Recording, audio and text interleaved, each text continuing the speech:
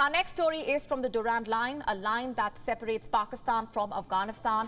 It is in the grip of turmoil as both sides trade fire. This has been happening for quite some time now, and the hostilities refuse to cease.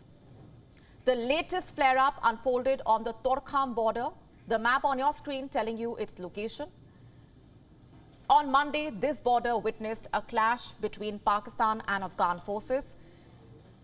They exchanged fire, leaving one border guard injured. What was the trigger? It all started on Sunday when the Afghan Taliban shut the border crossing, accusing the Pakistan government of violating its commitments. What commitments? Reports say Islamabad had promised the Afghan government that it will allow patients to cross the border. But Islamabad announced a ban on the travel of Afghan patients seeking treatment. And this irked the Taliban and led to the firing. I must repeat here, these are all claims made by the Pakistani media. The bigger picture is still unclear, but the immediate picture certainly is. All is not well between the Taliban and Pakistan. The two have been clashing for quite some time now. In November last year, in fact, they clashed at the Chaman Spin Boldak port, another major border crossing between Afghanistan and Pakistan. It was shut for trade and transit. The clash unfolded on the 13th of November. It started after an unidentified Afghan man killed a guard posted on the border.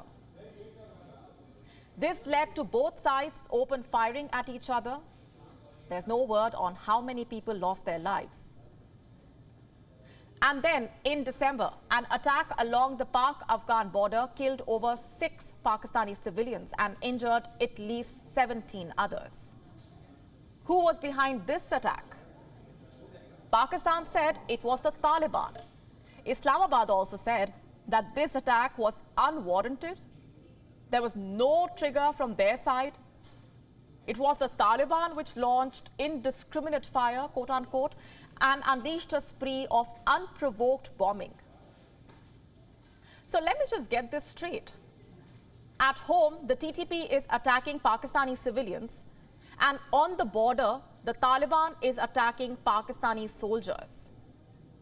How exactly do we perceive this? Is Pakistan fighting a war on two fronts? It certainly looks like that. Islamabad itself suspects an alignment of interests, that the Afghan Taliban is colluding with its homegrown TTP to keep the country unstable. And the condition Pakistan is in, it cannot deal with more instability. The economy is in a mess. We have been telling you about this. The currency is in free fall. The national debt is only mounting. The foreign reserves are depleting. And fuel prices are at an all-time high. At a time like this, Pakistan has been forced to deal with border clashes and domestic terror. This is the worst nightmare the country could have ever imagined. A nightmare that is forcing Pakistan's hawks to speak like doves. Have a look at this headline. The former Director General of Pakistan's ISPR says that dialogue with India is the need of the hour. He made the remarks during a panel discussion at the Karachi Literature Festival. Let me quote his exact statement. Dialogue is at present a need for our country, a need of our country. The way forward is not just the state apparatus, because if you leave it solely to the security establishment, there will be no move forward. It will be like taking one step forward and 2 steps backwards.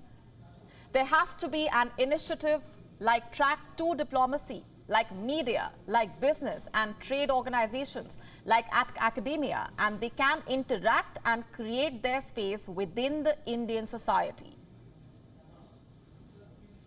What an interesting turn of events this is, where those who served in the Pakistan army are asking the leadership to talk to India, to ask India to get them out of this economic and political mess.